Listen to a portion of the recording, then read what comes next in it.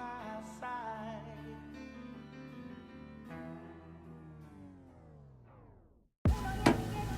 What's good, everybody? Welcome to Opinions, Stats, and Facts with your host, Eddie Johnson. Just like the show implies, I'm going to be giving you my opinion on a lot of sports subjects and topics. You know, when I bring that, I got to bring the stats. And when the stats come into play, you know it's going to be all facts. So first up for you guys, I got John Wall. He's going to be out possibly 2 months with a knee injury. He had to have surgery. The Washington Wizards, as a matter of fact, have been a middle-of-the-pack team this season so far. John Wall has been great. Bradley Beal has been great. Being in the Eastern Conference, I feel like, of course they're going to make the playoffs. Their run, I feel, will either end in the second round, give or take if they get, to the Eastern Conference Finals, depending on who they seeded against, because I feel like their run is going to end against my beloved Celtics, of course, or the Cleveland Cavaliers. I think they got a real good chance of beating the Toronto Raptors. I feel like the 76ers will make it, but at the same time, with them making it, they'll be new, so they'll get ran out. But John Wall, that's a big thing with knee surgery. I guess he had to have it. He's been having soreness in his right knee, as reports have been coming up. So I guess it just came at a time where, he can have the surgery and still probably make it back for the team to come into the playoffs. He was just voted to the All-Star game, as a matter of fact. So, he'll have to miss that. So they probably going to have to find someone to replace him, just like they replaced DeMarcus Cousins about a week ago. He's out for the season as well, but he's out for the whole entire season. He tore his Achilles, and he actually was having a great game that game. He had a triple-double.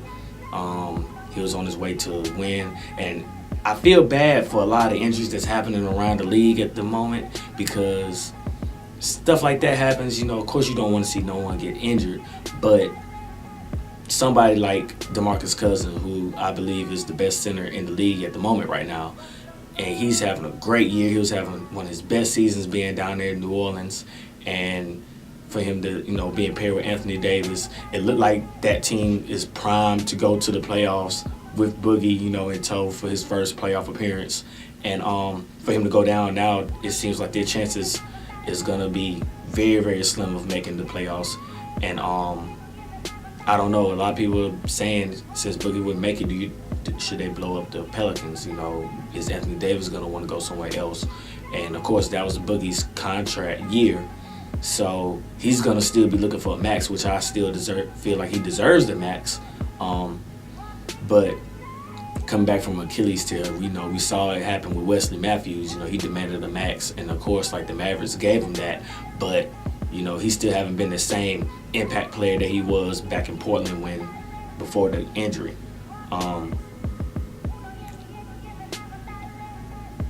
It's the report saying that the procedure for John Wall is like a cleanup. It's not necessarily like a major surgery, but he'll still miss a lot of time. But 2 months, we're just getting ready to get into February here. So, 2 months, he'll be back around after March, maybe April, right when they go into the first round of playoffs. So he'll be primed for the playoffs. But, when you get into playoff shape and in-season shape are two totally different things. Next up, we have for you guys on here, the Clippers, man. Big news of the night, or overnight. Big news of the night. Blake Griffin was traded from the Clippers. He has been traded, and he's been traded to the Detroit Pistons, which, a lot of people want to scratch their heads. It was like the Detroit Pistons out of everywhere, which, Detroit looked like they was trying to make a move. They've been sitting in the middle of the pack for a little while this season. They've been consistent, and then they drop off or whatever with some losses. And a lot of people wasn't paying attention to Detroit. So getting a star player like Blake Griffin, it's a lot. That's a lot saying for the organization that he's going to be going there. I still think Blake Griffin is a star. I think he's an injury-prone star, though. He's injury prone, and he he he never really fully showed what he was capable of when him, CP3, and DeAndre Jordan was together in the playoffs. It's like he was always hurt or Chris Paul was hurt, and it just surprises me how the whole drama that was surrounding that free agency when DeAndre Jordan had resigned or signed away initially to play in Dallas, and Blake Griffin and CP3 both pulled up to his house, and Doc Rivers, and they all made a pitch and pretty much locked him in the room until he re-signed with the Clippers. And now CP3 is in Houston, and of course Blake Griffin is now in Detroit.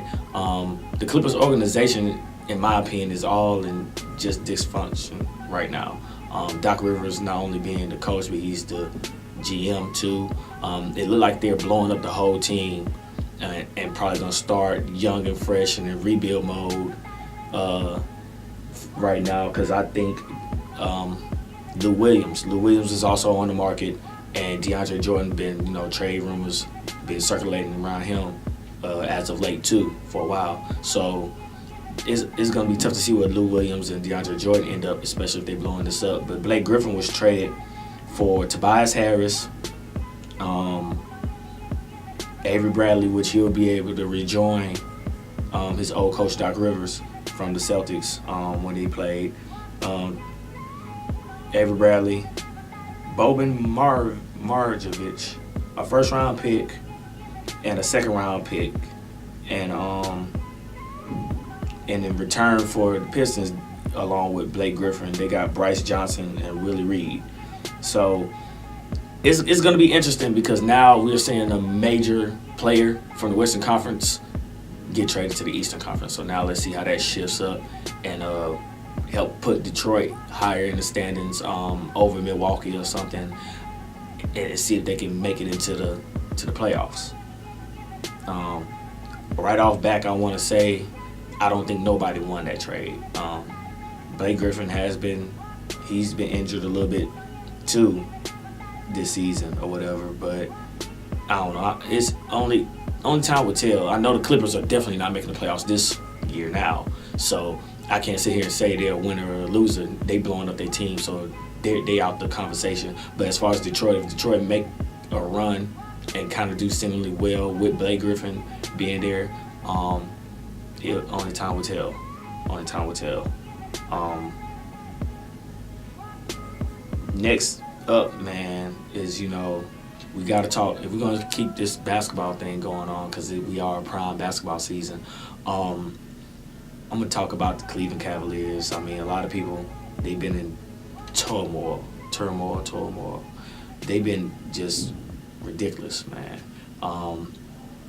They really recently just won their first back-to-back games, and they haven't won back-to-back games since December.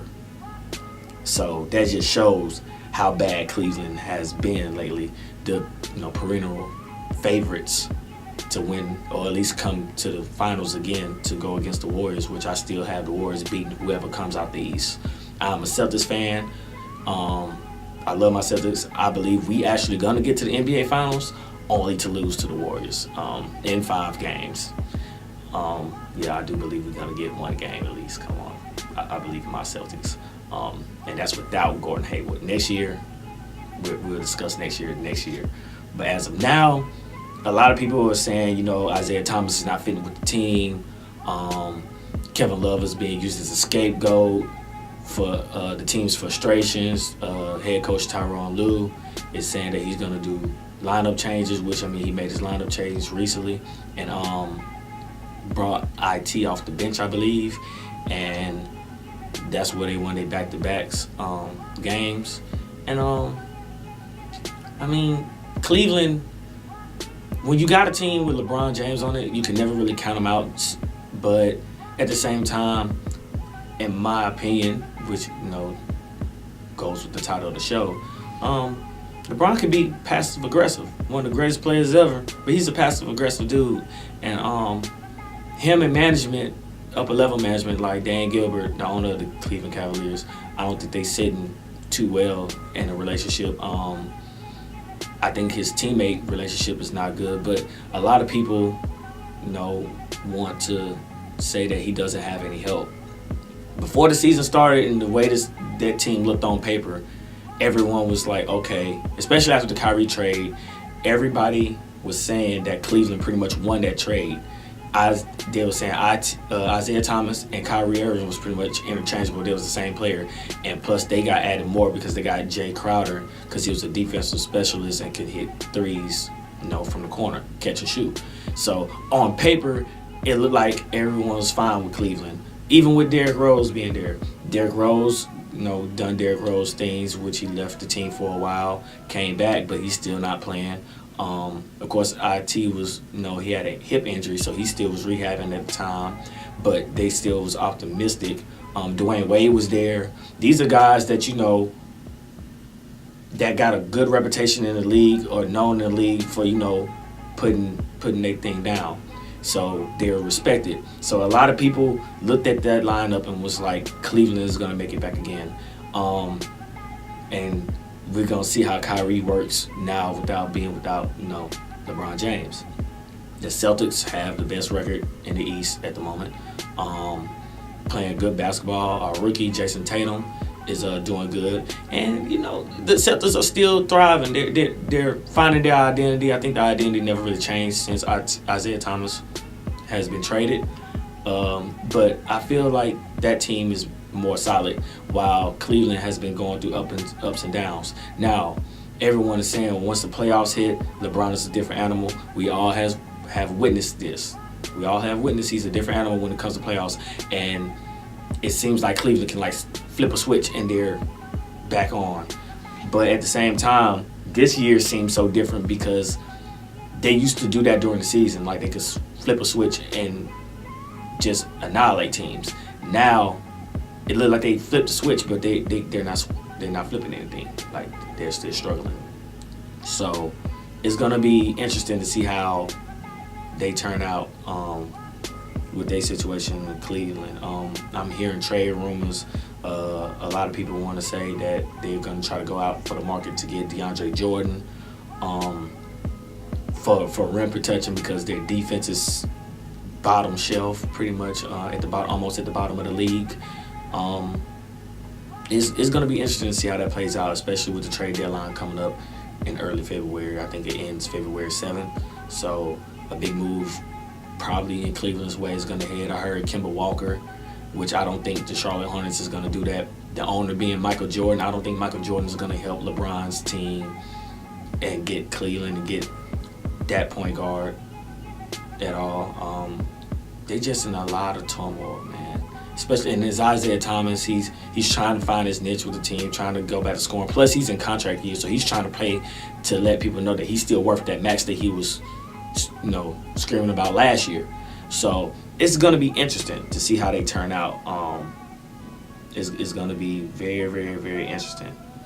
But last but not least, the topic I want to discuss is this weekend, this Sunday, is the Super Bowl. And I know a lot of people wasn't expecting the Eagles to even get to the Super Bowl.